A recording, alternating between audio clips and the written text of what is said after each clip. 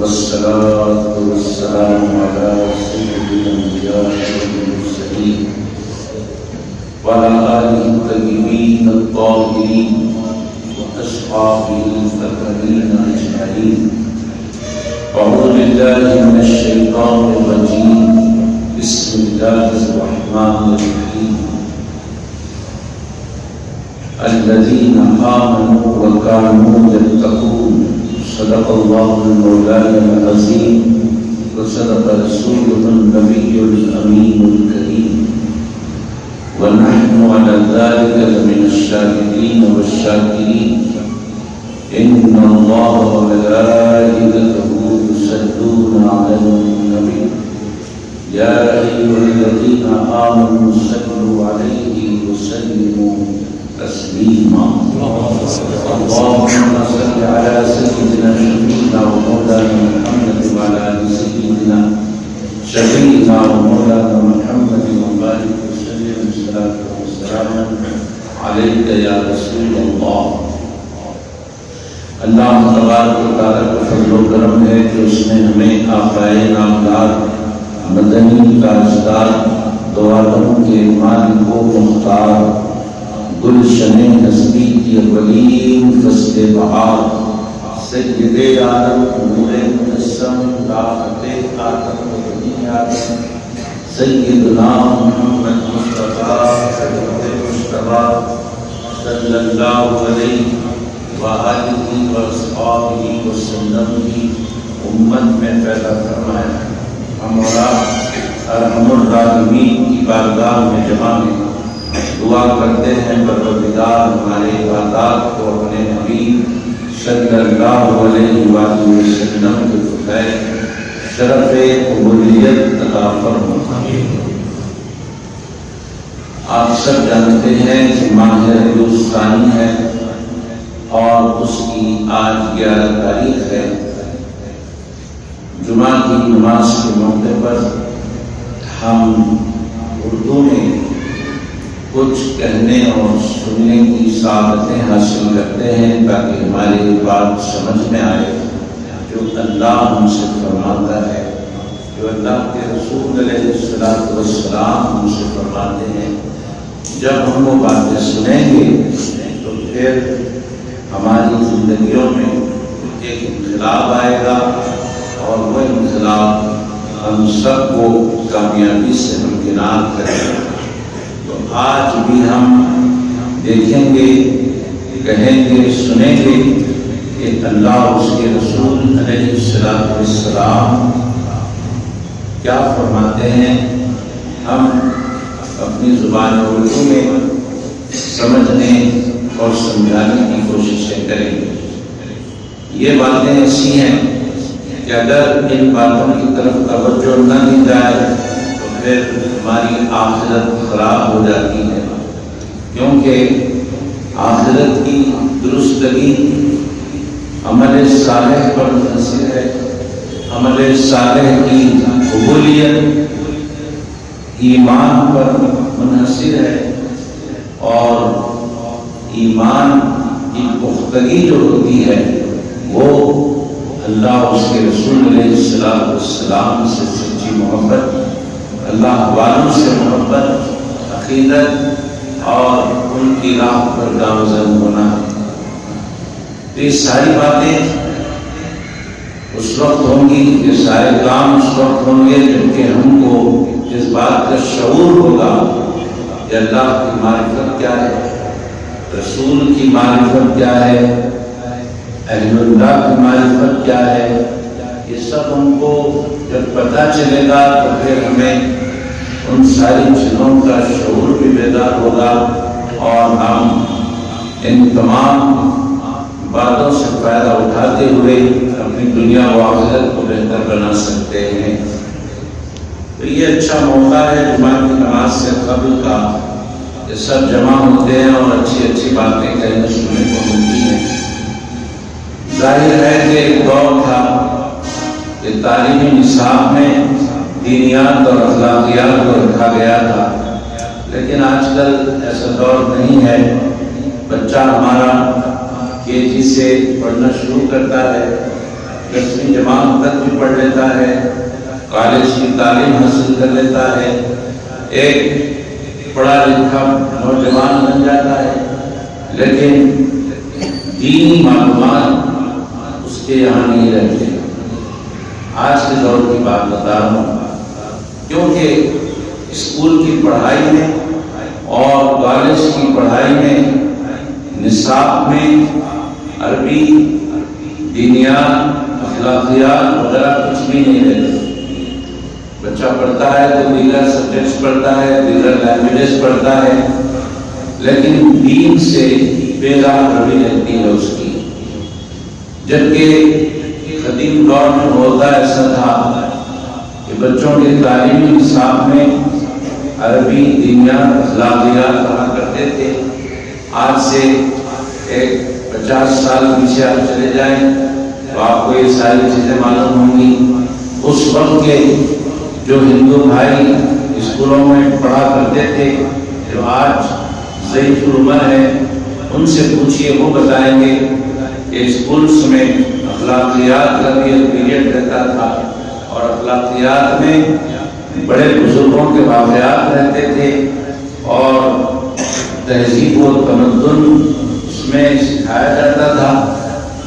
لہذا اس دور کے ہندو، مسلم یہ سب سیکولر ذہن کے ہوا کرتے تھے.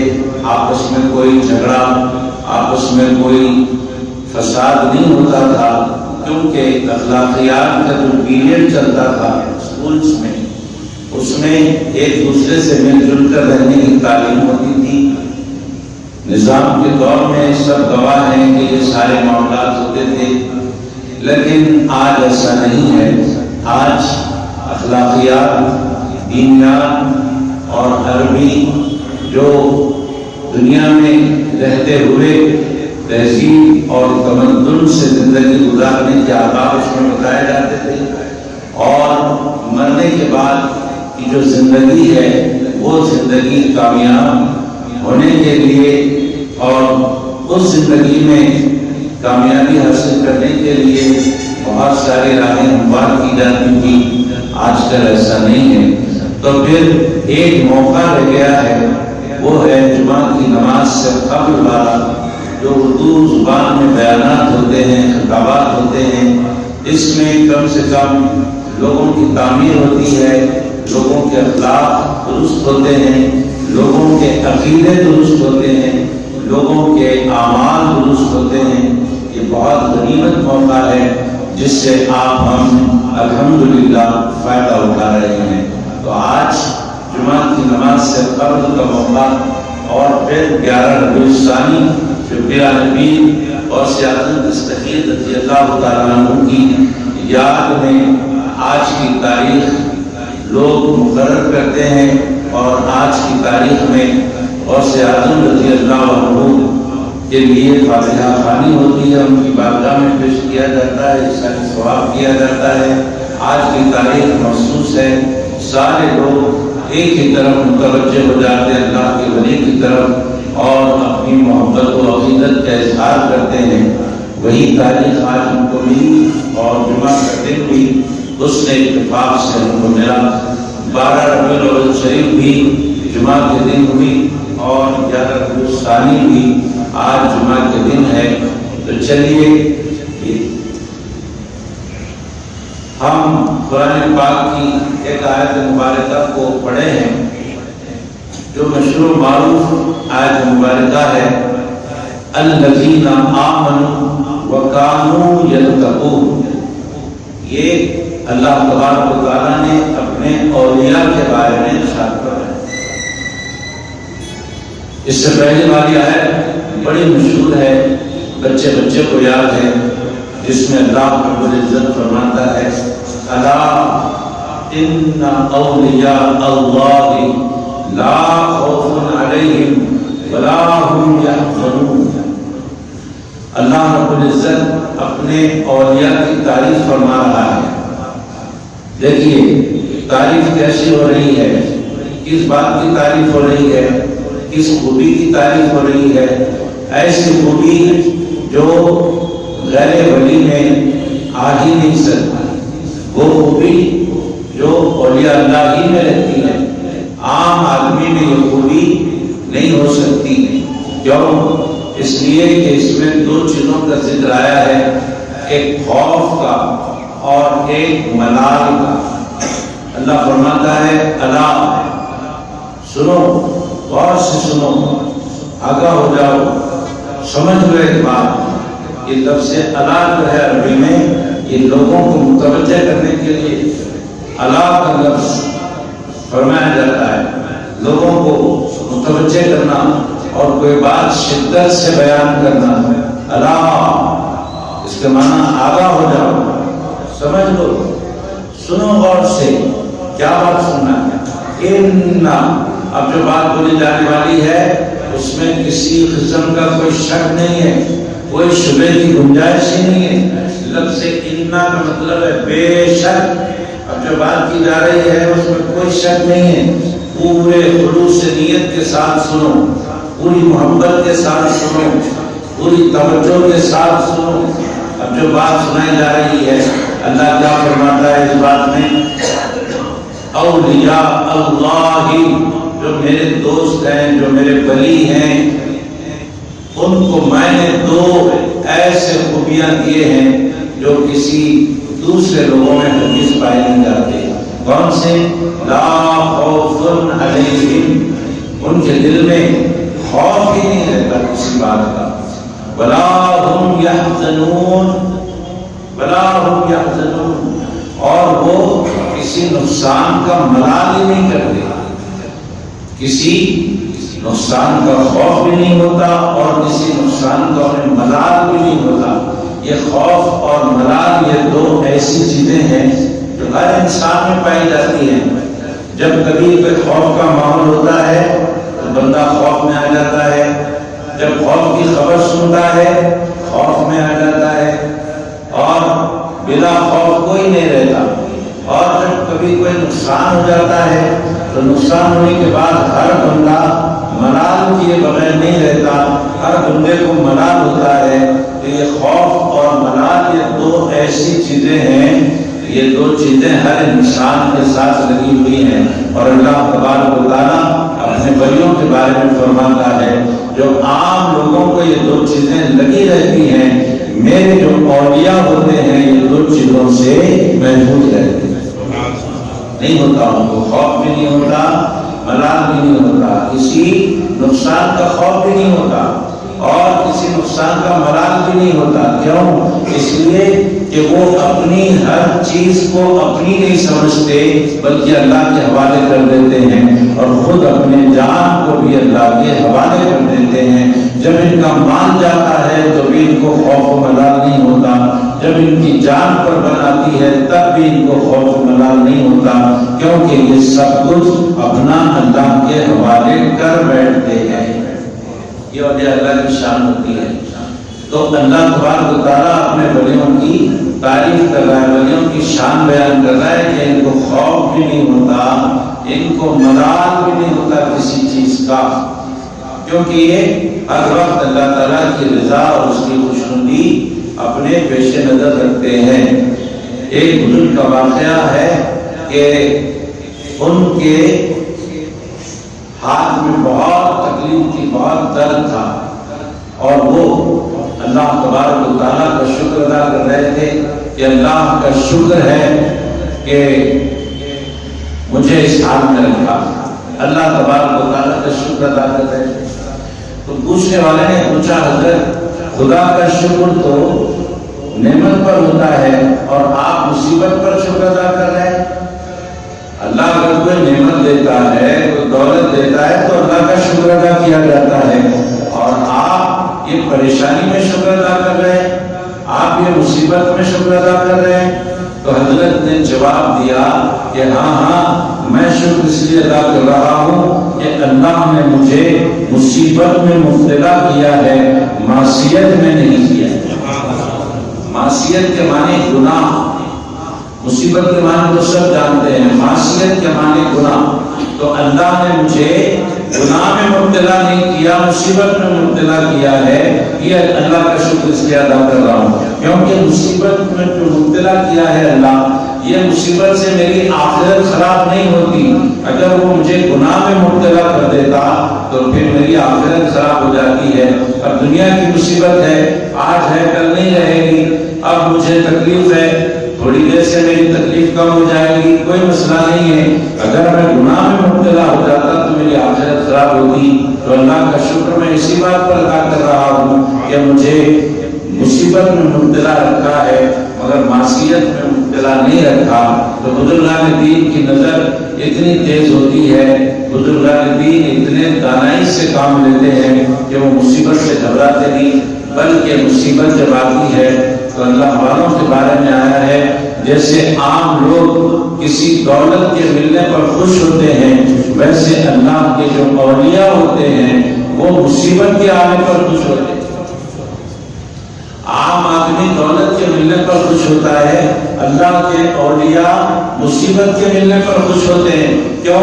عام آدمی پر جب مصیبت آتی ہے تو وہ یہ سمجھتا ہے کہ اب میری پریشانی کے دن آ گئے، اب اس کو صرف پریشانی نظر آتی ہے، لیکن جو اللہ کے اولیاء ہوتے ہیں ان کو جب پریشانی آتی ہے تو ان کو اس بات کا یقین ہو جاتا ہے کہ اگر میں یہ آنے والی پریشانی کو اگر میں سہ لوں گا، آنے والی پریشانی کو اگر میں برداشت کر لوں گا تو پھر اللہ تبارک و تعالیٰ کے انعامات مجھے ملیں گے۔ تو وہ آنے والی پریشانی کو برداشت کرتے ہیں اور اللہ کے انعامات سے محظوظ اور مستفید ہو جاتے ہیں، مالا مال ہو جاتے ہیں۔ اللہ کے ولیوں کی نظر بڑی تیز ہوتی ہے، وہ مصیبت کو بھی دیکھتے ہیں اور مصیبت کے ساتھ آنے والی نعمت کو بھی دیکھتے ہیں، بس اس نعمت کے حاصل کرنے کے لیے مصیبت کو جھیل لیتے ہیں۔ لہذا بڑے بڑے اولیاء کرام نے بڑی بڑی مصیبتیں جھیلی اور راہ حق میں انہوں نے ایسے ایسے سامنے کیے مصیبتوں کے، پریشانیوں کے، کہ آج ان کے واقعات سن کر بھی ہم حیران ہو جاتے ہیں کہ کیسے ان لوگوں نے اتنی مصیبتیں جھیلی۔ صحابہ کرام کو جب ہم اولیاء اللہ کا تذکرہ ہوتا ہے تو صحابہ کرام کو ہم بھول جاتے ہیں اور یہ سمجھتے ہیں کہ کرامت اولیاء اللہ کا خاصہ ہے جو صحابہ کے بعد آئے۔ اولیاء اللہ بولتے ہی ہمارے ذہنوں میں صحابہ کرام کے بعد والے بزرگ آ جاتے ہیں ہمارے ذہنوں میں، اور صحابہ کرام کے نام ہمارے ذہنوں میں نہیں آتے۔ حالانکہ اولیاء اللہ کا مطلب یہ ہے کہ اللہ والے، اللہ کے دوست۔ آج کی اس محفل میں ہم آپ کو بتا دیتے ہیں کہ جتنے صالحین ہیں وہ سب اولیاء اللہ ہیں، جتنے شہداء ہیں وہ سب اولیاء اللہ ہیں، جتنے صدیقین ہیں وہ سب اولیاء اللہ ہیں، جتنے تابعین ہیں، جتنے تابعین ہیں اور جتنے صحابہ ہیں وہ سب اولیاء اللہ ہیں، اور جتنے پیغمبر ہیں وہ بھی سب اولیاء اللہ ہیں۔ اولیاء اللہ تو سبھی ہیں۔ اب ولیوں میں سے اللہ نے کسی کو نبی بنایا، کسی کو رسول بنایا، کسی کو صدیق بنایا، کسی کو شہید بنایا، کسی کو صالح بنایا، کسی کو تابعین بنایا، کسی کو تبع تابعین بنایا۔ ولی تو سبھی ہیں، سبھی۔ اور میں آپ کو آگے بڑھ کر عرض کروں، جتنے ایمان والے ہیں وہ سب اولیاء اللہ ہیں۔ جس نے بھی اشہد ان لا الہ الا اللہ واشہد ان محمد عبدہ ورسولہ پڑھا وہ سب اولیاء اللہ۔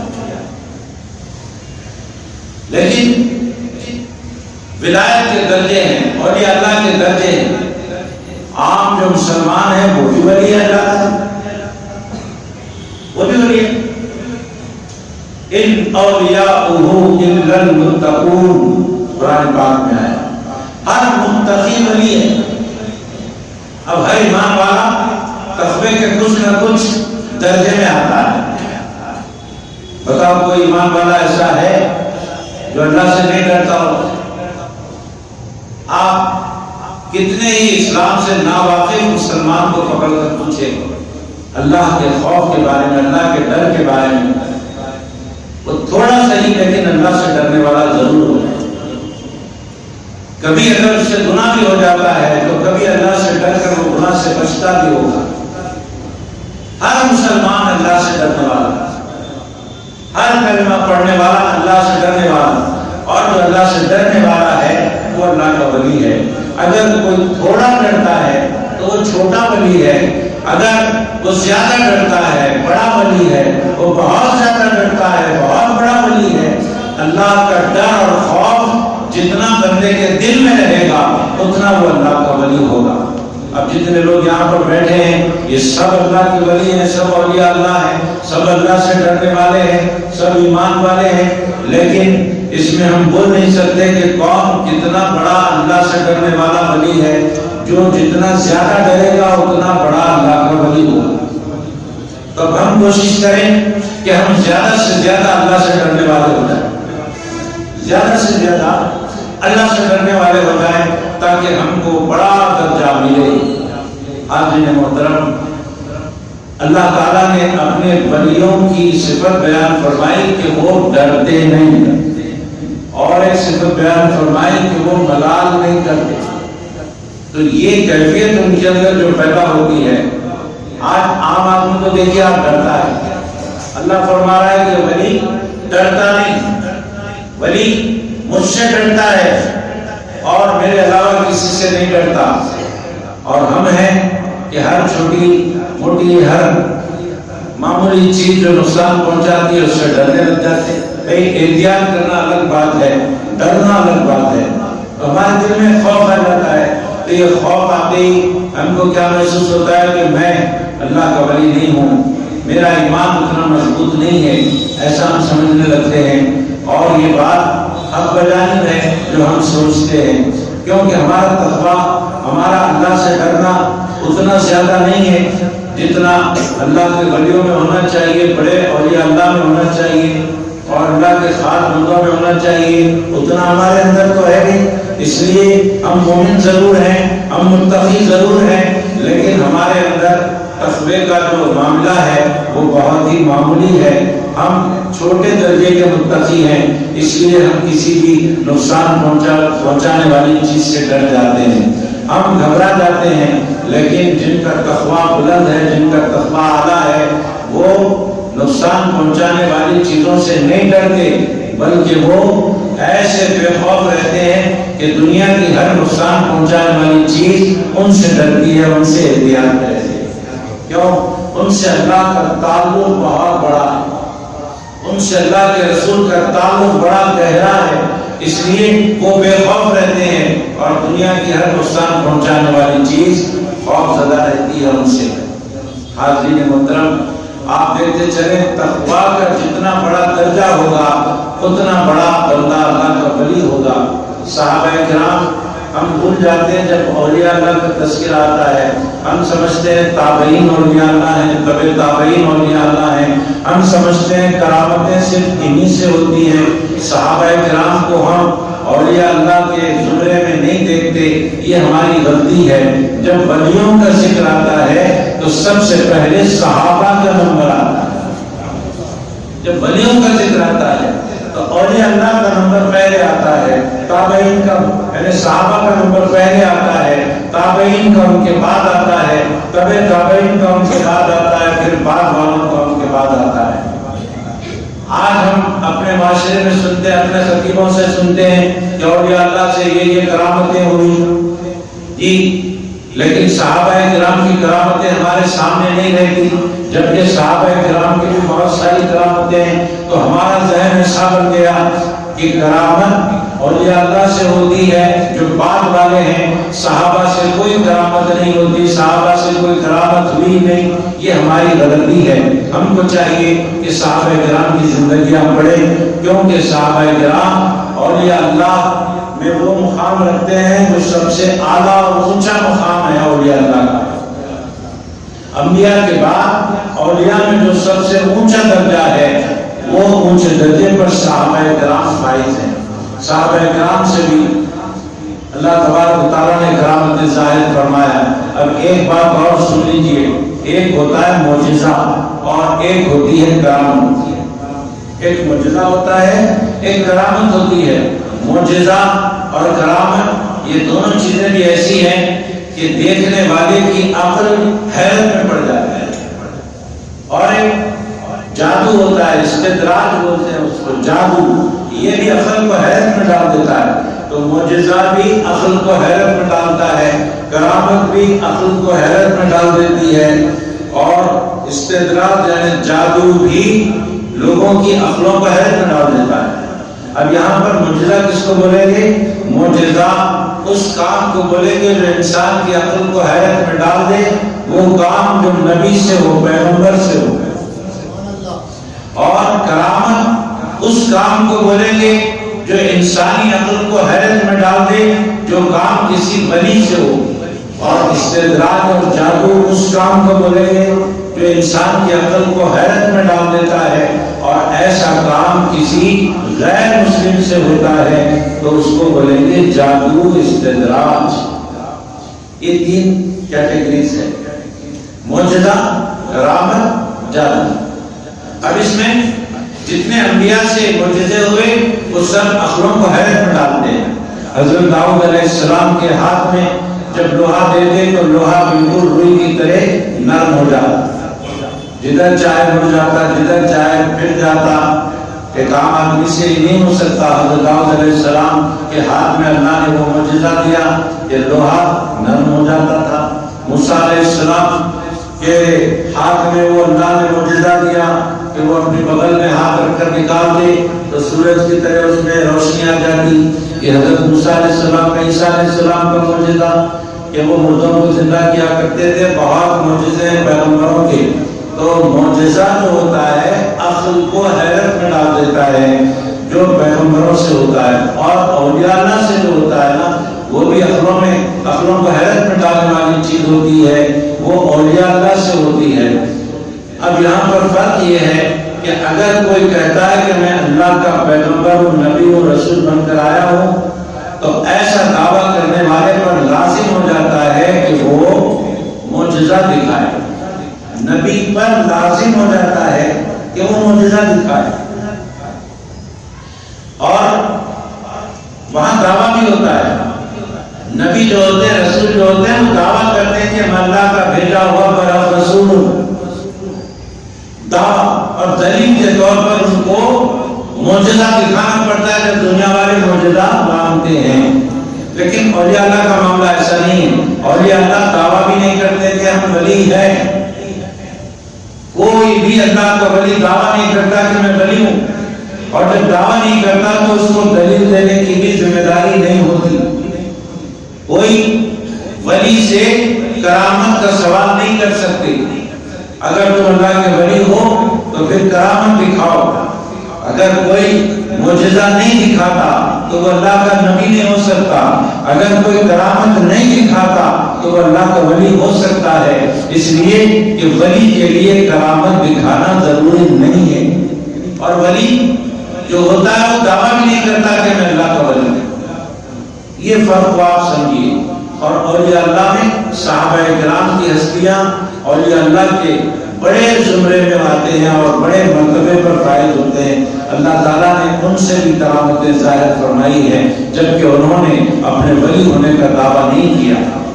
صدیق اکبر رضی اللہ تعالیٰ عنہ جو انبیاء کے بعد افضل البشر ہیں، افضل البشر بعد الانبیاء بالتحقیق، انہوں نے بھی اپنے ولی ہونے کا دعویٰ نہیں کیا، کسی نے بھی دعویٰ نہیں کیا۔ حضرت علی مرتضیٰ رضی اللہ تعالیٰ عنہ جو اولیاء اللہ کے سردار ہیں، انہوں نے کبھی اپنے ولی ہونے کا دعویٰ نہیں کیا۔ یہ دعویٰ نہیں ہوتا اور دلیل بھی نہیں دی جاتی۔ کوئی بزرگ بہت بڑے مرتبے پر ہیں لیکن اسے کوئی کرامتی ظاہر نہیں ہوئی تو کوئی یہ نہیں بول سکتا کہ یہ اللہ کے ولی نہیں ہو سکتے کیونکہ ان سے کوئی کرامت ہی نہیں ہوئی، ایسا نہیں بول سکتے۔ کیوں؟ ولی کے لیے کرامت دکھانا ضروری نہیں ہے۔ ولی کے لیے کرامت دکھانا ضروری ہے، اور ماننے کے کرامتیں ہو جاتی ہیں، اللہ تعالیٰ اسے کرامتیں ظاہر کرتا ہے۔ حضرت صدیق اکبر رضی اللہ تعالیٰ عنہ اللہ کے ولی اور ایسے ولی ولیوں کے سردار صدیق اکبر رضی اللہ تعالیٰ عنہ کے وصال کا جب وقت آیا تو انہوں نے اپنے مال کی وصیت کی اور فرمایا اپنی صاحبزادی بی بی عائشہ صدیقہ رضی اللہ تعالیٰ عنہ سے کہ دیکھو یہ مال ہے، یہ تم لے لینا اور یہ تم اپنی بہن کو دے دینا اور اپنی اور ایک بہن کو دے دینا، تم لے لینا اور دونوں بہنیں لے لینا۔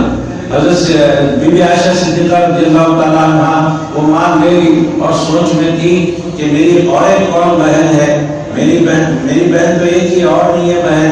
تو حضرت صدیق اکبر رضی اللہ تعالیٰ عنہ کی فراست دیکھیے، اللہ تبارک و تعالیٰ نے ان کو کیسی نظر عطا فرمائی تھی۔ حضرت صدیق اکبر رضی اللہ عنہ کے انتقال کے بعد ان کو ایک بیٹی پیدا ہوئی، تب بی بی عائشہ کو سمجھ میں آیا کہ ان کی نظر اللہ تعالیٰ نے کیسی تیز رکھی۔ یہ کرامت نہیں تو کیا ہے جو چھپی ہوئی بات کو جان لینا، جو بات چھپی ہوئی ہے جان لینا۔ حضرت فاروق اعظم رضی اللہ تعالیٰ عنہ منبر پر کھڑے ہو کر وعظ فرما رہے ہیں اور وعظ کے دوران آپ نے خطبہ دے رہے ہیں، خطبے کے دوران حضرت عمر فاروق رضی اللہ تعالیٰ عنہ اپنے خطبے کو روکتے ہیں اور حضرت ساریہ رضی اللہ تعالیٰ عنہ کو آواز دیتے ہیں۔ جو حضرت ساریہ جو صحابی رسول ہیں وہ مدینہ پاک سے بہت میلوں دور فاصلے پر جنگ کے میدان میں جنگ کر رہے ہیں اور وہاں پر میلوں دور کا فاصلہ ہے مدینہ پاک سے، اور حضرت فاروق اعظم رضی اللہ تعالیٰ عنہ منبر پر کھڑے ہوئے خطبہ رو کر فرماتے ہیں اے ساریہ وہ پہاڑ کی طرف دیکھو، اے ساریہ پہاڑ کی طرف دیکھو۔ اس کے بعد پھر اپنا خطبہ جاری رکھتے ہیں اور پھر لوگ پریشان رہتے ہیں کہ یہ کیا بات ہے، خطبہ ہو رہا ہے اور ساریہ کو آواز دے رہے ہیں، ساریہ تو یہاں دور دور تک نظر نہیں آتے، وہ تو میلوں دور فاصلے پر جنگ کے میدان میں ہے اور یہ ساریہ کو آواز دے رہے ہیں، یہ کیا بات ہوئی؟ لیکن لوگ سن کر خاموش ہو جاتے ہیں۔ جب حضرت ساریہ رضی اللہ تعالیٰ عنہ جنگ سے واپس ہوتے ہیں، آنے کے بعد لوگ ان کو پوچھتے ہیں کہ حضرت فاروق اعظم رضی اللہ عنہ نے اپنے خطبے میں تمہیں آواز دی اور پہاڑ کی طرف دیکھنے کو کہا، یہ کیا قصہ ہے، ہمیں سمجھ میں نہیں آیا۔ حضرت ساریہ رضی اللہ تعالیٰ عنہ فرماتے ہیں حضرت عمر کی وہ آواز اگر مجھے نہیں آتی تو ہم دشمن کی مار کھا جاتے اور جنگ ہار جاتے، ہم جو جنگ جیت کر آئے ہیں وہ فاروق اعظم کی آواز دینے کی برکت سے جیتا۔ اب آپ بتائیے وہاں پر موقع ایسا تھا کہ فوج مسلمانوں کی پہاڑ کے اس طرف تھی اور پہاڑ کے اس پیچھے سے دشمن کی فوج آ رہی تھی۔ حضرت فاروق اعظم رضی اللہ عنہ نے یہاں سے آواز لگا کر باخبر کر دیا۔ اب بتائیے مدینہ پاک میں منبر رسول پر کھڑے ہیں اور مقام نہاون جہاں جنگ ہو رہی تھی اس مقام کا نام ہے نہاون، اور مقام نہاون کو یہاں منبر پر کھڑے ہو کر حضرت فاروق اعظم رضی اللہ عنہ دیکھ لیا، یہ کرامت نہیں تو اور کیا ہے؟ حاضرین محترم یہ کرامت نہیں تو اور کیا ہے؟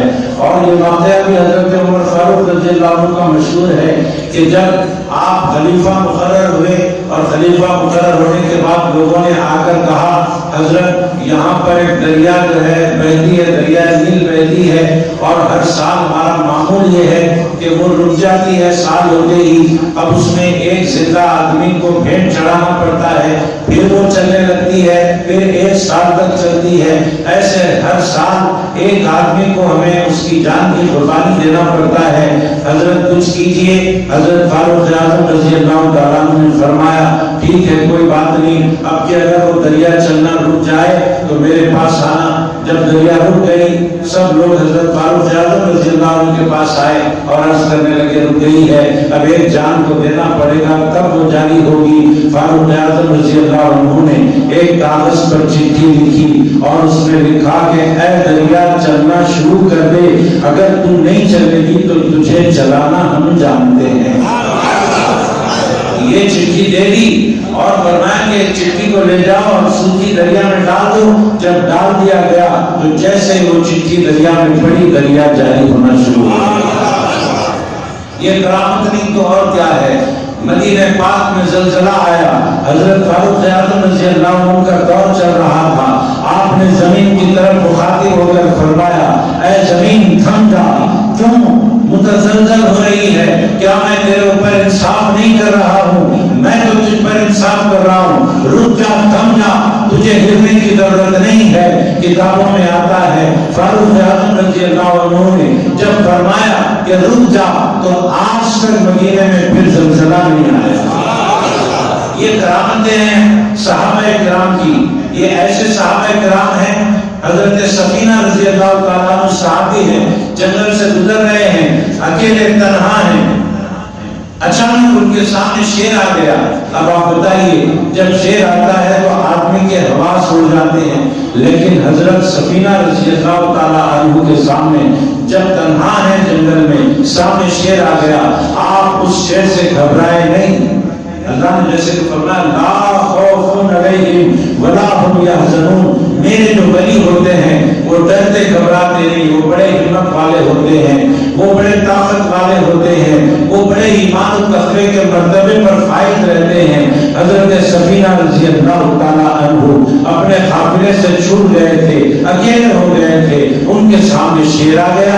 جیسے ہی شیر آیا حضرت سفینہ رضی اللہ عنہ نے اپنی نسبت بیان کر دی اور کہا انا مولا رسول اللہ، اے شیر، اے ابو الحارث، اے شیر، تو مجھے تنہا نہ سمجھنا، میں رسول پاک کا غلام ہوں، میں رسول پاک کا غلام ہوں۔ جیسے ہی سرکار کا نام شیر سنتا ہے پلٹ جاتا ہے اور اپنی دم ہلا کر اپنے سر کو ہلا کر یہ اشارہ کرتا ہے کہ اے سفینہ چلیے، آپ کا قافلہ کہاں سے گزر رہا ہے، آپ جس قافلے سے چھوٹ کر اکیلے ہو گئے ہیں میں اس قافلے تک آپ کو پہنچا دیتا ہوں۔ اپنے سر سے اشارہ کر کے انہیں بلا دیتا ہے اور آگے آگے شیر چلتا ہے، پیچھے پیچھے حضرت سفینہ چلتے ہیں، لے جا کر دور قافلے کو بتا دیتا ہے اور وہاں سے نکل جاتا ہے۔ حضرت سفینہ اس قافلے میں آ جاتے ہیں۔ یہ سارے اولیاء اللہ ہیں، غوث اعظم اللہ کے ولی، غریب نواز اللہ کے ولی،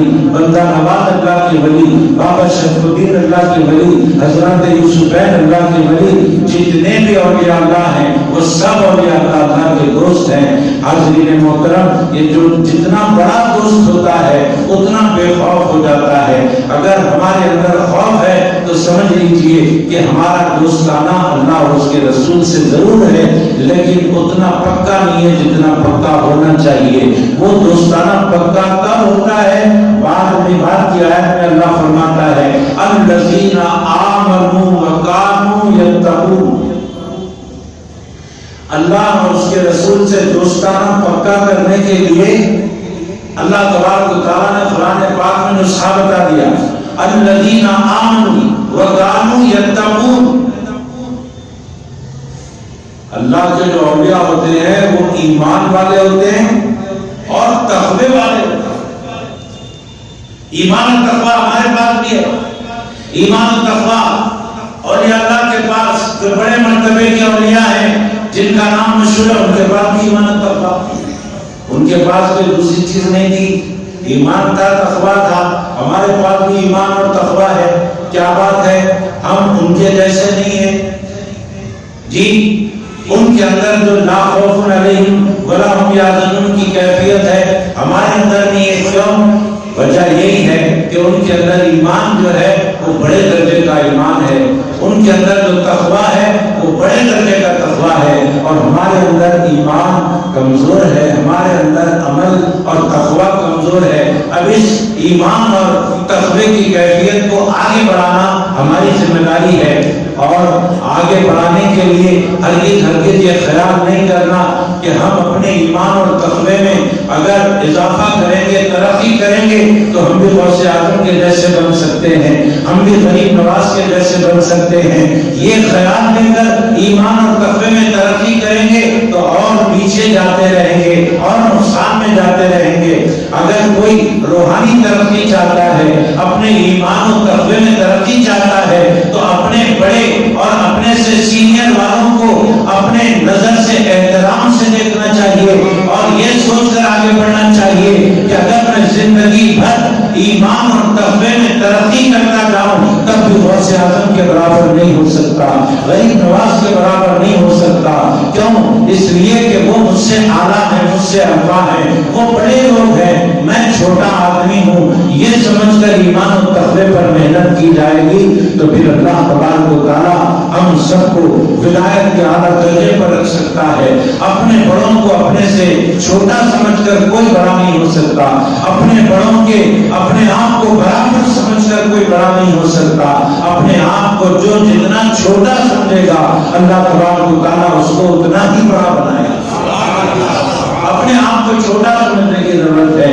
غوث اعظم رضی اللہ عنہ کا ہم جھنڈا چڑھاتے ہیں، فاتحہ خوانی کرتے ہیں، یہ سارے کام جائز ہیں، مگر ایک بات ہم بھول جاتے ہیں، وہ بات کیا ہے؟ پیران پیر کی تعلیمات، پیران پیر نے جو ہم کو نصیحتیں فرمائی ہے وہ باتیں، ان باتوں کو بھول جاتے ہو۔ تو بھی یاد رکھنا، جھنڈا چڑھانا یاد ہے، فاتحہ خوانی کرنا یاد ہے، 11ویں شریف کرنا یاد ہے، تو ان کے تعلیمات بھی ہم کو یاد کرنا ہے۔ بعض لوگ بولتے ہیں جھنڈا چڑھانا، فاتحہ خوانی کرنا ہے سب بیکار ہے، ان کے تعلیمات پہ عمل کرو، یہ بولتے ہیں، ایسا بولنا غلط ہے، بلکہ صحیح یہ ہے کہ جھنڈا بھی چڑھاؤ، فاتحہ خوانی بھی کرو پیران پیر کے نام سے، ان کے اصالہ ثواب کے لیے، اور ان کی تعلیمات پر عمل بھی کرو۔ فرماتے ہیں پیران پیر غوث اعظم دستگیر رضی اللہ تعالیٰ عنہ، جو ابھی میں نے بتایا آپ کو کہ اپنے آپ کو چھوٹا سمجھنا، کرامتیں تو اتنی ہے پیران پیر کی، بولنے اگر بیٹھتا ہے کوئی تو صبح سے شام ہو جاتی ہے، شام سے صبح ہو جاتی ہے۔ اتنا کہہ دے تو کافی ہے کہ پیران پیر رضی اللہ عنہ کی کرامت کبھی کبھی ظاہر نہیں ہوتی تھی، بلکہ پیران پیر کی کرامت اٹھتے بیٹھتے چلتے پھرتے بولتے سنتے بس کرامت کی کرامت ہوا کرتی۔ ان کی کرامت کے لیے کوئی وقت مقرر نہیں تھا۔ ایک بندہ آیا اور حضرت کے پاس 40 دن رہا، 40 دن، اور پھر چلا گیا۔ 40 دن حضرت کے پاس کھایا پیا رہا، اس کے بعد حضرت نے فرمایا تیرا کیا بات ہے، کیوں آیا تھا، کیوں جا رہا ہے؟ لیکن مجھ سے کوئی بات ہی نہیں ہوئی، کوئی تبادلہ خیال ہی نہیں ہوا۔ اس نے کہا حضرت میں آپ کی کرامتیں بہت سنا، لیکن آیا تھا دیکھنے کے لیے، مگر 40 دن میں کوئی بھی کرامت میں نے نہیں دیکھی۔ سرکار پیران پیر غوث اعظم دستگیر رضی اللہ تعالیٰ نے فرمایا اچھا یہ بتا مجھ کو کہ 40 دن میں مجھ سے کوئی فرض چھوٹتا ہوا دیکھا؟ بولے نہیں دیکھا۔ کوئی سنت چھوٹتی ہوئی دیکھا؟ بولے نہیں دیکھا۔ کوئی نفل چھوٹا؟ نہیں چھوٹا۔ کبھی میرے منہ سے شریعت سے ہٹ کر سنا؟ کبھی ایسا دیکھا کہ میں شریعت کے خلاف کچھ دیکھ رہا ہوں، شریعت کے خلاف کچھ سن رہا ہوں؟ بولے ایسا تو نہیں دیکھا۔ حضرت نے فرمایا یہی سب سے بڑی کرامت ہے، اس سے بڑی اور کیا کرامت دیکھنا چاہتا ہے؟ یہی سب سے بڑی کرامت ہے۔ الذین آمنوا وکانوا یتقون، ایمان اور تقوی پر جمے رہنا یہ بڑی کرامت ہے۔ الاستقامہ فوق الکرامہ، پابندی سے نماز روزے کی پابندی، تلاوت قرآن کی پابندی، سنتوں کی پابندی، یہی تو کرامت ہے اصل۔ اور کوئی بھی آدمی ولی نہیں بن سکتا جب تک اپنے اندر انکساری نہیں لا لیتا۔ اگر کوئی اپنے آپ کو بڑا سمجھتا ہے تو ولی بنتا ہی نہیں، اپنے آپ کو چھوٹا معمولی سمجھنے والا ولی بنتا۔ تکبر اگر ہے میں بڑا، میں انانیت، ہرگز نہیں بنتا ولی۔ تو پیران پیر رضی اللہ تعالیٰ عنہ جو ولیوں کے سردار ہیں، ولی بننے کا نسخہ دے رہے ہیں کہ دیکھو اپنے آپ کو معمولی سمجھو تم ولی بن جاؤ گے۔ حضرت کیا کرنا ہے اس کے لیے؟ تو بولے اگر تمہاری نظر میں تم سے بڑا کوئی نظر آئے تو یہ سمجھنا کہ یہ مجھ سے زیادہ عمر پایا ہے، مجھ سے زیادہ نیکیاں کیا ہوا ہے۔ اگر تم سے چھوٹا اگر کوئی نظر آئے تو یہ سوچنا کہ یہ مجھ سے چھوٹا ہے عمر میں، مجھ سے کم گناہ کیا ہوا ہے۔ تو بڑا نظر آئے تو بھی اس کو اپنے سے اچھا سمجھنا، کوئی چھوٹا نظر آئے تو اس کو بھی اپنے سے اچھا سمجھنا۔ یہ پیران پیر رضی اللہ عنہ نے ہمیں نسخہ دے دیا۔ ہمیں چاہیے کہ پیران پیر کے تعلیمات پر عمل کریں، نماز کی پابندی کریں، روزے کی پابندی کریں، تلاوت قرآن پڑھیں اور خیر خیرات میں حصہ لیں، جتنا ہو سکتا ہے مخلوق کی خدمت کریں اور اللہ تبارک و تعالیٰ کی عبادت کریں. یہی پیرا نبی اور سیادت دستگیر رضی اللہ تعالیٰ عنہ کا پیغام ہے جو آج 11ویں شریف کے موقع پر آپ کو دیا جاتا ہے. اللہ سے دعا ہے جو کچھ کہا گیا سنا گیا اس پر ہم سب کو عمل کی توفیق عطا فرما. نیر النساء نعیم النساء محمد یوسف وسیم خان اور سہیل اللہ تعالیٰ ان سب کو صحت کاملہ عطا فرمائے اور بھی فوزیہ وغیرہ جو بھی بیمار ہیں اللہ سب کو صحت دے. یہ جو بیٹھے ہوئے لوگ ہیں ان میں جو بیمار ہیں ان کے رشتہ دار میں دوست احباب میں اللہ سب کو صحت کا کاملہ عطا فرمائے. اور جو خادم رضوی صاحب جو مشہور ہیں دنیا میں پاکستان کے رہنے والے یوٹیوب پر فیس بک پر ہم دیکھ رہے ہیں ان کا انتقال ہوا. انہوں نے اہل سنت والجماعت کا بہت کام کیا ہے. اللہ تبارک و تعالیٰ اور ان کی مغفرت فرمائے ان کے درجات کو بلند فرمائے ان کے متعلقین کو صبر جمیل عطا فرمائے اور مسلمانوں کو ان کا نعم البدل عطا فرمائے. صلی اللہ تعالیٰ علی خیر خلقہ مولانا سیدنا محمد وعلی آلہ واصحابہ اجمعین والحمد للہ رب العالمین.